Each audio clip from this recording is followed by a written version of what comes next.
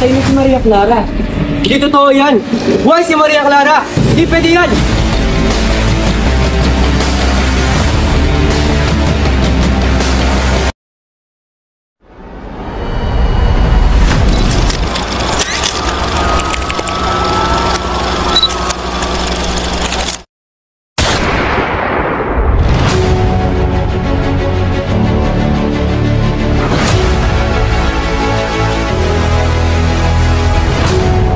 Ang bayan ay may sugat na kailangan gamutin.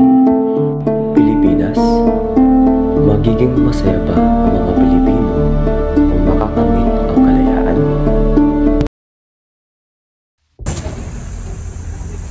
Ang alamat ng malapad na boto ay isang halimbawa ng ating kaligaya.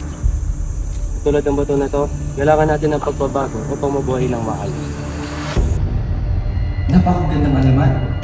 Ano sa tingin niya, Padre Sam? Di ba dapat na ikinulong si San Pedro sa Santa Cruz, tugong sa halip na lugar? Iniibig ko ang agtas na yan. Tatanggapin niyo ba 100 o 500?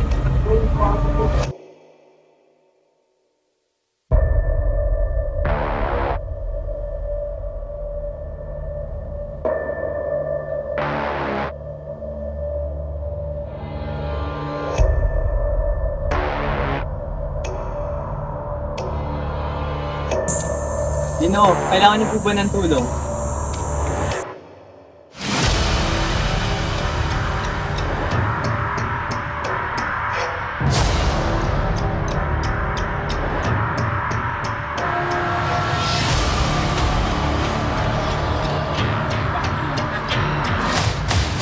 Huwag mo akong kalimutan, Basilio.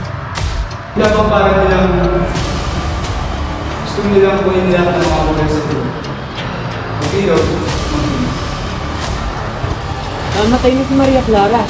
Hindi totoo yan! Buhay si Maria Clara! Hindi pwede yan! Uli! Tulong!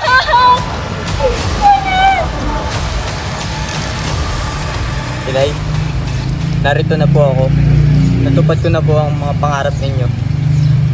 Natupad ko na po ang aking pangako na magiging isa akong ganap na doktor para sa inyo, Inay.